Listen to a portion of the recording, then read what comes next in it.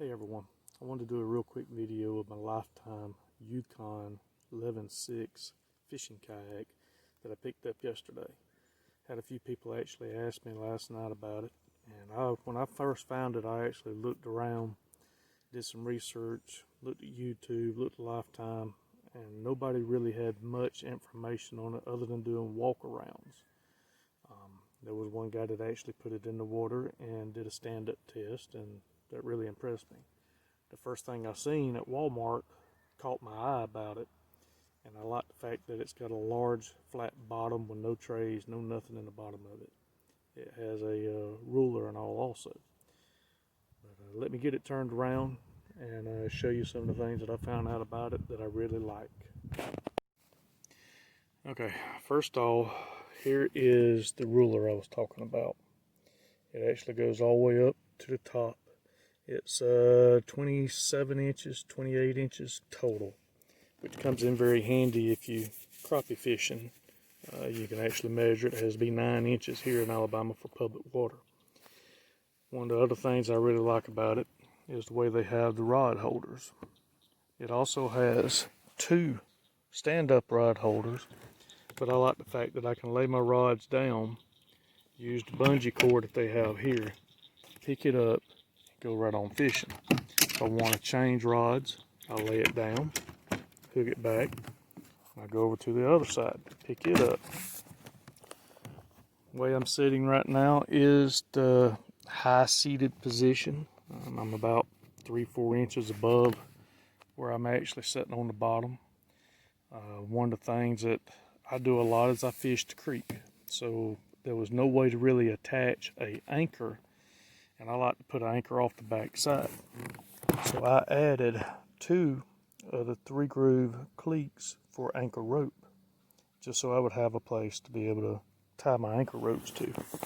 Also, I like the fact that it has a small tray here with a bungee cord that I can bungee everything. Don't know if you can see it with the phone turned backwards, but you got plenty of room in the back. The dry hatch up there is very large. Matter of fact, it's so large that both of these reels that I have, as you can see right here, I can actually put both of them inside with plenty of room to put other rod and reels, because it's hollow from the top up there all the way through. It does have foam in between, so let's see if I can do this. I'm 5'10", 170 pounds, so, and for me to be able to take and stand straight up in it,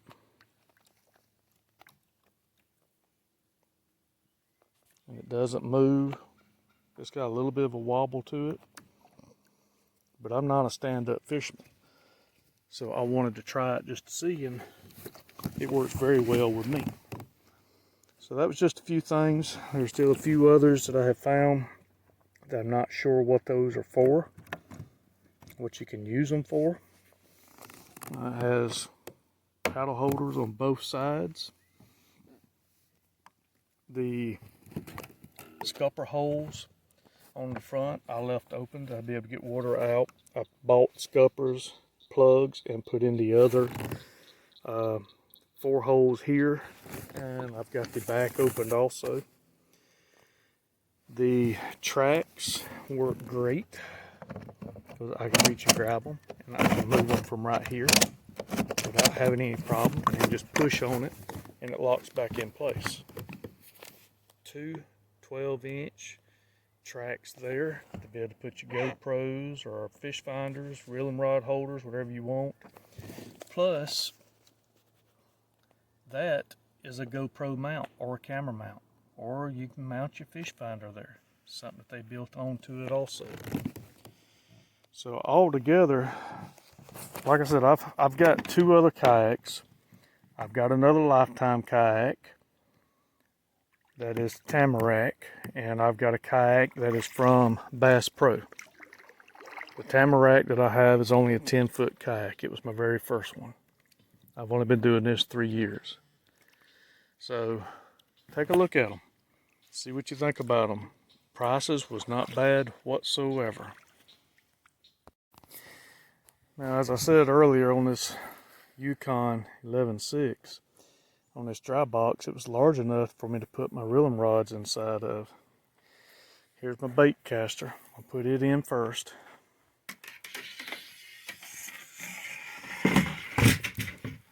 Went in with no problem whatsoever. I'm gonna grab my small open face.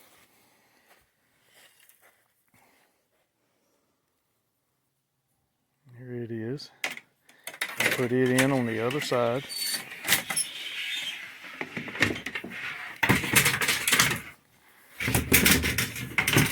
And as you can see, there's both of them inside of it. Plenty of other space to be able to put other stuff in. Put a dry bag in with some stuff, some food, whatever you want to. It's going to be a long all-day trip. So, I'm very pleased with it, guys. Very pleased. And I don't know if I mentioned it, but the tracking on this thing is amazing compared to what I have had. You get it going one direction and it just floats until it just stops. There's no twisting, no turning. You don't have to keep it straight. It tracks very well. That scupper wheel that they do have on the back of it, it works great on gravel and it works great on concrete. That's what tears the bottom of your kayak up more than sand or mud or grass. It will get clogged up with those. But other than that, I am extremely thrilled for the kayak. It's one of my better ones. I can't wait to get it in the creek. I like to go up the creek fishing and float back down. The one I had from Bass Pro Shop did good for that.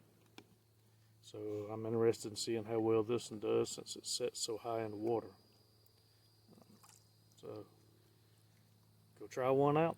For the price, you can't beat it. Because I'm one of those that can't afford $1,000 kayak.